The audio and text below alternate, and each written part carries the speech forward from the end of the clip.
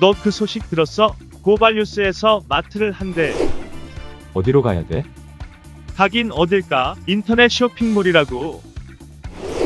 포털에서 고발마트를 검색해봐. 어마어마하게 많은 제품들이 은하계 최저가로 공급되고 있어. 고발마트 함께 해주시면 정말 감사하겠습니다. 고발마트에서 만나요. 국민의심당 박덕흠 의원 일가가 운영하는 건설사들이 피감기관으로부터 1천억 원 이상을 발주받았다는 의혹이 제기됐다.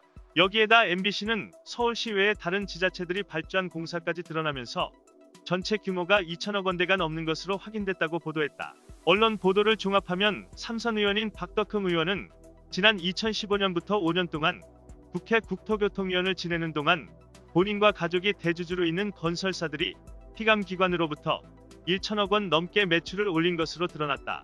박 의원 측 건설업체 3곳은 국토부와 산하기관들로부터 25건 773억 1천만 원 규모의 공사를 수주했으며 그중 2곳은 신기술 이용료 명목으로 국토부와 산하기관들로부터 371억 원을 받아 챙긴 것으로 나타났다. 특히 MBC 보도에 따르면 지난 5년간 180억 원이 들어간 경북 예안과 청기 사이 도로 확장 포장 공사에도 연관된 것으로 드러났는데 박덕흠 의원이 소유했다가 현재는 측근이 운영하는 건설사 2곳이 사업의 절반을 수주한 것.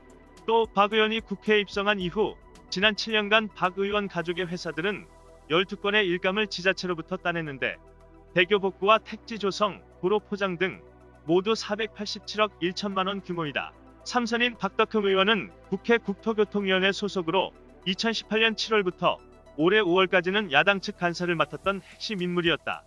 박덕흠 의원을 직권남용 등 혐의로 경찰에 고발한 안진걸 민생경제연구소 소장은 19일 고발뉴스와 인터뷰에서 이번 주 중 박 의원을 포괄적 뇌물 혐의 등으로 추가 고발할 예정이라고 밝혔다.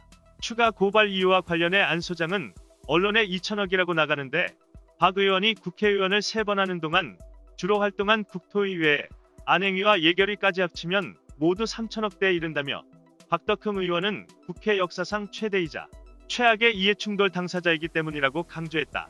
더불어민주당은 일제히 박덕흠 의원의 의원직 사퇴와 신속한 수사를 촉구하고 나섰다. 국토교통위 소속 천준호 민주당 의원은 국정감사에 증인 출석을 요구할 계획이라고 밝혔다.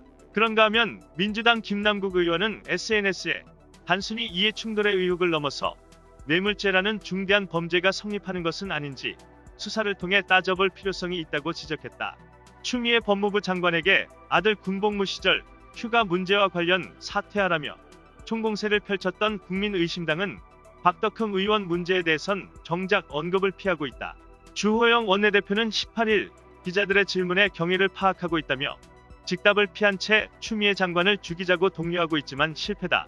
국민의심당은 망했다. 남의 눈에 먼지를 보고 난리를 치면서 정작 제 눈에 전봇대는 보지 못하는 국민의심당에 국민은 더 이상 속지 않는다. 이상 뉴스 검색이었습니다.